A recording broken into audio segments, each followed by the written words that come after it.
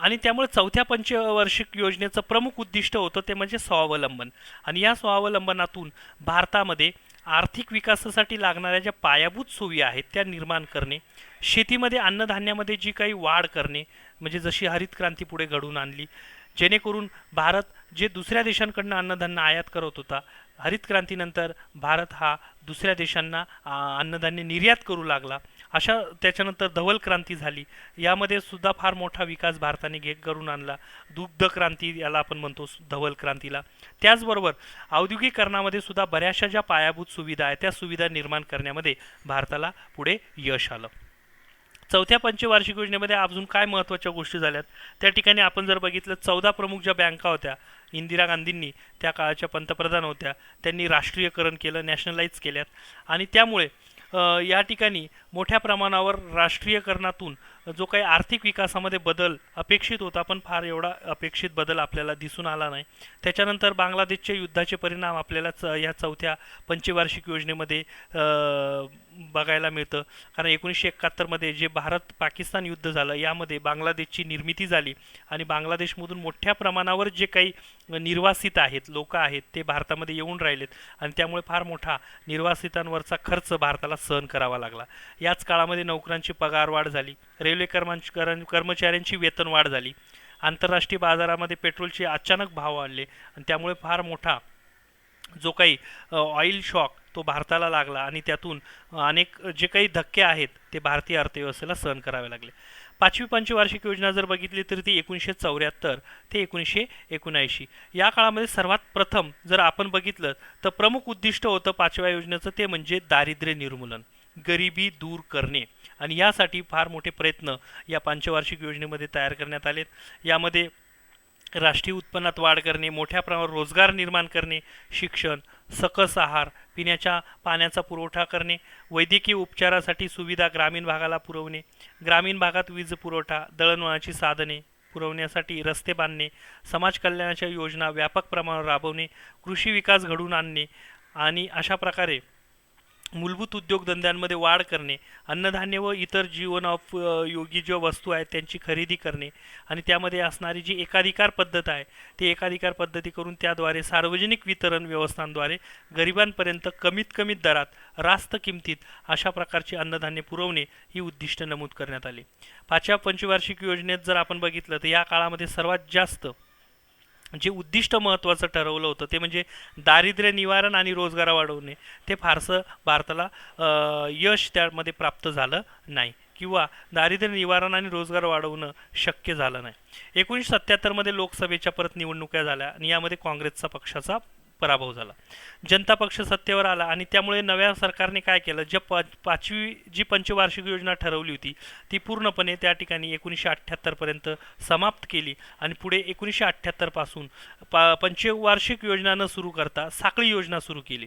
आणि या साखळी योजनेचं फारसं यश भारताला आलं नाही आणि त्याच्यानंतर परत 1980मध्ये निवडणुका झाल्या आणि त्यातून परत काँग्रेस पक्ष जनता पक्षाला हरून सत्तेवर आला आणि त्यामुळे ह्या सरकारने परत जनता पक्षाने सुरू केलेली साखळी योजना जी होती ती बंद केली आणि जुन्या पद्धतीने परत पंचवार्षिक योजना सुरू केल्या.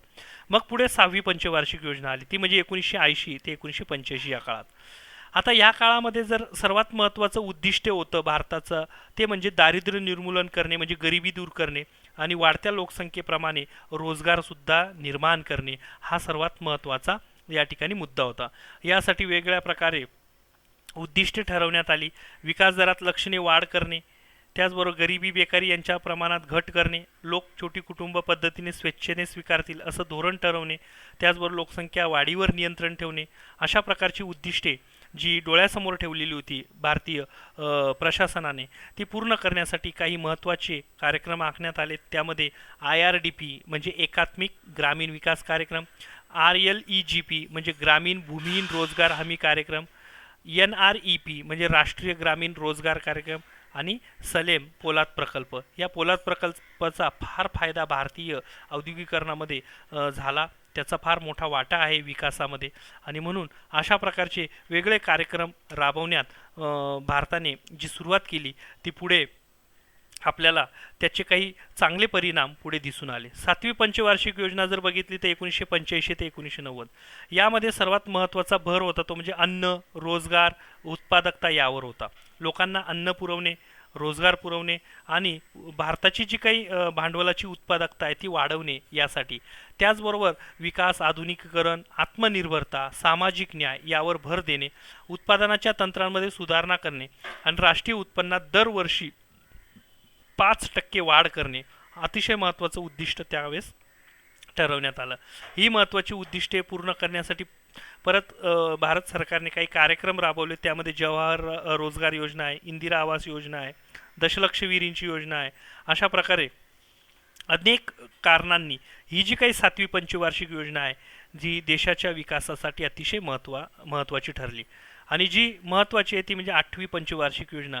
यामध्ये जास्तीत जास्त खाजगी क्षेत्राला वाव देण्यात आला, कारण 1991 मध्ये जे उदारीकरण, खाजगीकरण अशा प्रकारे जे धोरण स्वीकारण्यात आलं त्यामुळे मोठ्या प्रमाणावर पुढे भारताबाहेरच्या ज्या कंपन्या त्या भारतामध्ये येऊन उत्पादन सुरू करू लागल्यात, गुंतवणूक करायला सुरुवात झाली. त्यामुळे राष्ट्रीय उत्पन्न वाढीचा जो काही दर आहे तो वाढवणे हे एक महत्त्वाचं उद्दिष्ट होतं. पहिलं वैशिष्ट्य आपण बघूया 8व्या पंचवार्षिक योजनेचं, की राष्ट्रीय उत्पन्न वाढीचा दर 6.5% इतका राखणे, लोकसंख्या वाढीला आळा घालणे, कुटुंब नियोजनाच्या कार्यक्रमाला उत्तेजन देणे, प्राथमिक शिक्षणाचा सार्वजनिक विस्तार करून निरक्षरतेचं उच्चाटन करणे. आता ह्या ज्या काही महत्त्वाचे मुद्दे होते हे मुद्दे प्रत्यक्षात अंमलबजावणी करण्यासाठी काही वेगळ्या प्रकारचे कार्यक्रम सुरू करण्यात आले. त्यामध्ये प्रधानमंत्री रोजगार योजना आहे, महिला समृद्धी योजना आहे, राष्ट्रीय सामाजिक आर्थिक सहाय्य योजना आहे, मध्यान्ह आहार योजना जी आजही चालू आहे. शाळेमध्ये जे सरकारी शाळा आहेत त्या सरकारी शाळांमध्ये दुपारी किंवा मध्यान्ह सुट्टीमध्ये मुलांना, विद्यार्थ्यांना आहार योजना सुरू केलेली आहे. इंदिरा महिला योजना आहे, गंगा कल्याण योजना आहे. याद्वारे गरिबी दूर करणे, रोजगार वाढवणे आणि आर्थिक विकासाला बळ देणे अशा प्रकारची महत्त्वाची उद्दिष्टे या 8व्या पंचवार्षिक योजनेमध्ये सुरुवात झालेत. आणि शेवटचे जे ती म्हणजे 9वी पंचवार्षिक योजना, यामध्ये तेही 8व्या पंचवार्षिक योजनेमध्ये जे उद्दिष्टे होते तेच पुढे कंटिन्यू करण्यात आले. आर्थिक विकासाचा जो दर होता 6.5 तो वाढवून पुढेपर्यंत आणणे, त्याचबरोबर पायाभूत क्षेत्रात निकोप स्पर्धा निर्माण करणे, परकीय गुंतवणुकीसाठी औद्योगिक धोरणाला नवी दिशा देणे ही महत्त्वाची उद्दिष्टे होती. त्याचबरोबर सुवर्णजयंती शहरी रोजगार योजना, भाग्यश्री बालकल्याण योजना, राजराजेश्वरी महिला कल्याण योजना, सुवर्ण जयंती ग्राम स्वरोजगार योजना, जवाहर ग्राम समृद्धी योजना, अंत्योदय अन्न योजना, प्रधानमंत्री ग्राम सडक योजना ही अतिशय महत्त्वाची अशी योजना होती. याद्वारे मोठ्या प्रमाणावर भारताचा पायाभूत अशा प्रकारचा विकास सुरू करण्यात आला आणि त्यातून फार मोठ्या प्रमाणात भारताला यश येत गेलं. तर अशा प्रकारे हे महत्त्वाची जे काही 9 अशा पंचवार्षिक योजना आहेत त्या पंचवार्षिक योजनांची आपण माहिती घेतली. आता आपण जे बँकांचं राष्ट्रीयकरण झालं त्याचा आपण विचार करूया. बघा, पंडित नेहरू आणि लालबहादूर शास्त्री या प्रधानमंत्र्यांच्या काळात भारतातील बँकिंग व्यवसाय खाजगी क्षेत्राच्या मक्तेदारीचा व्यवसाय होता. या बँका उद्योग समूहांचे प्रतिनिधित्व करत होत्या. या बँकांचे संचालक मंडळ उद्योगांचा विकास व नफा वाढवण्यासाठी कार्यरत होते. याला छेद देण्यासाठी सरकारने 1955 मध्ये इम्पिरियल बँकचे राष्ट्रीयकरण केले आणि तिचे रूपांतर भारतीय स्टेट बँक, जी आज भारतातली सर्वात मोठी बँक आहे आणि आशिया खंडातली अशी बँक की सर्वात जास्त शाखा ह्या भारतीय स्टेट बँकेच्या आहेत. आणि अशा प्रकारे ह्या बँकेने अल्पावधीतच आपल्या शाखा देशभर उघडून शासकीय विकासात महत्त्वाची भूमिका बजावण्यात आली. आता बँकांचं राष्ट्रीयकरण करण्यामागे आपले तत्कालीन प्रधानमंत्र्यांचा उद्देश एकच होता की जे प्रायव्हेट किंवा खाजगीकरणातून लोकांची जी काही पिळवणूक होते, आर्थिक त्या ठिकाणी लूट केली जाते ती होऊ नये आणि त्यामुळे फक्त नफा हा उद्दिष्ट डोळ्यासमोर ठेवून बँका ज्या आहेत त्या भारतामध्ये चालू नाहीत अशा प्रकारचं उद्दिष्टे त्यावेळेस ह्या पंतप्रधानांनी ठरवलं. आणि म्हणून त्या काळामध्ये पहिली जी बँक होता इम्पिरियल बँक हिचं नॅशनलाइज केलं, राष्ट्रीयकरण केलं आणि तिचं नाव भारतीय स्टेट बँक केलं. आणि त्याबरोबरच आपल्याला माहिती आहे की पंतप्रधान इंदिरा गांधींनी देखील पुढे 14 बँकांचं राष्ट्रीयकरण केलं आणि मोठ्या प्रमाणावर भारतातील आर्थिक विकासाला गती देण्यासाठी हा प्रयत्न सुरू करा. राष्ट्रीयकरणाची पार्श्वभूमी आपण बघितली की भारतामध्ये जी मिश्र अर्थ स्वीकारली होती त्या योजनेमध्ये जी तूट निर्माण झाली होती ती भरून काढण्यासाठी बँकांचं राष्ट्रीयकरण करणे गरजेचं होतं.